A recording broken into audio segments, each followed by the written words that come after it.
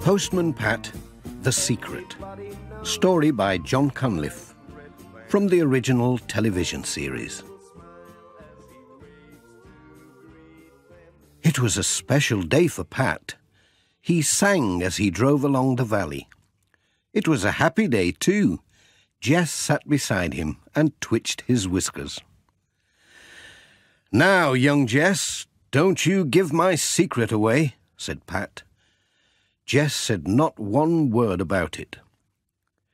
When Pat arrived at the village post office, Mrs. Goggins was looking out for him. She was looking very pleased about something.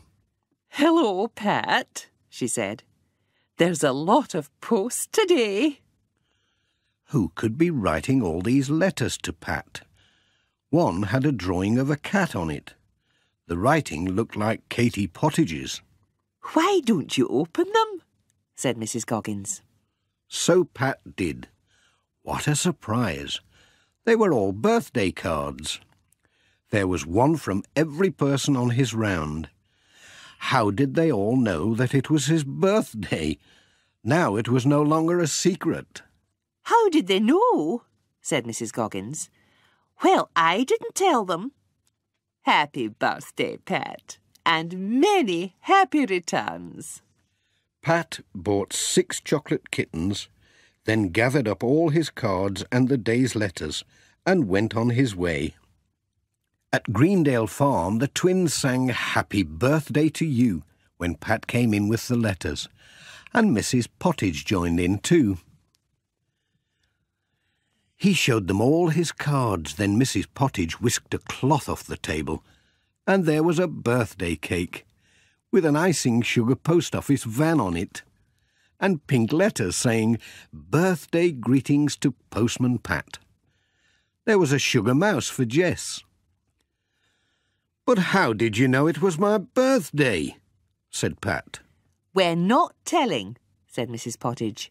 "It's a secret." "It was a secret," sighed Pat. "But all the same, thank you very much. It is a lovely cake." Pat went on his way. The church was the next stop. "Here's something for your birthday," said the Reverend Timms. He gave Pat a Bible bound in leather. "That's very kind of you," said Pat. "But how did you know it was my birthday?" "He who reads shall learn," said the Reverend. "Oh," said Pat, puzzled. How could the Bible tell the secret of his birthday? Jess wondered if it was a sugar Bible. Pat drove away up the winding, hilly roads to Thompson Ground.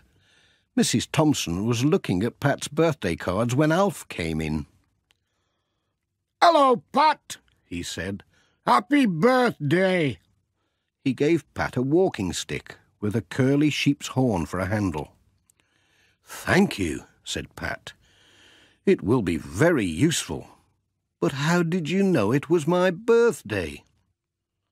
"Oh, you're a famous postman, you know," said Alf, smiling. "Whatever does he mean?" thought Pat as he waved goodbye. He was getting more and more puzzled, and his van was filling up with presents. Jess didn't like the walking stick. He thought it might poke him when he wasn't looking. When Pat called on Granny Dryden, she gave him a woolly vest that she had knitted specially. It looked very itchy. Miss Hubbard gave him a steering wheel cover made of red velvet to keep his hands warm in winter. At Intake Farm, George Lancaster gave Pat 2 dozen eggs, all different colours. When Pat met Sam Waldron along the road with his mobile shop, Sam gave him a big box of strawberries and a carton of cream. Pat called at the village school. The children sang 2 songs that they had been practising and gave Pat a big model of his van that they had made specially. Pat gave them a chocolate kitten each to say thank you for all their cards. When he asked how they knew about his birthday, the children smiled, pressed fingers to their lips and said nothing. It was time for Pat to go home. Sarah would have a special birthday tea ready for him. He stopped to empty the letterbox. Peter Fogg came along on his tractor and stopped for a chat.